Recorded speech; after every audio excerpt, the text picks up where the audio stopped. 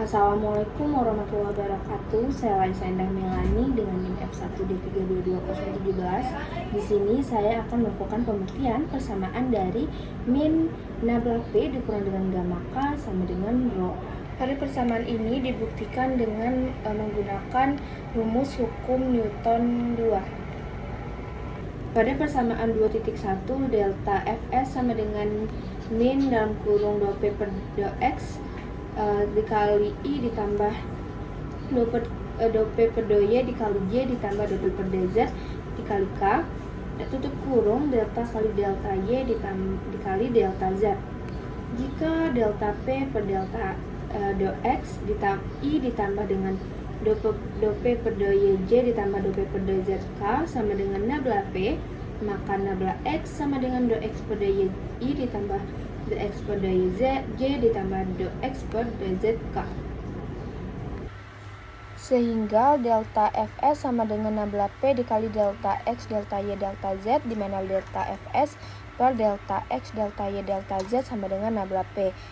Juga dapat ketika hanya mempunyai Z yang vertikal, kita bisa mendapatkan min delta omega K sama dengan min gamma delta X, delta Y, delta Z dengan menggunakan hukum Newton 2, di mana sigma delta F sama dengan delta M kali A sama dengan delta Fx dikurang delta omega K sama dengan delta M kali A, di mana sigma delta Fs menyatakan resultan gaya yang bekerja pada bidang, A menyatakan percepatan, M menyatakan massa benda, sehingga didapatlah persamaan di atas, di mana sigma delta Fs sama dengan delta M kali A sama dengan delta Fs dikurang delta omega K sama dengan delta M kali A, di mana dari sigma delta Fs ini diturunkan menjadi min nabla P sama dengan dikali delta X, delta Y, delta Z, dari delta Fs dikurang delta omega K diturunkan menjadi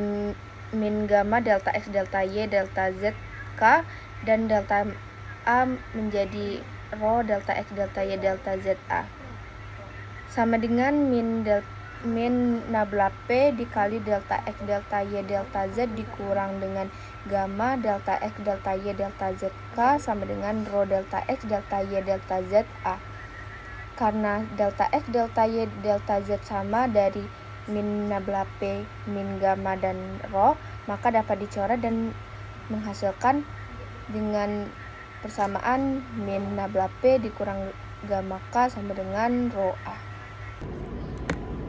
Maka itu pembuktian persamaan dari min nabla P dikurang dengan gamma K sama dengan rho A.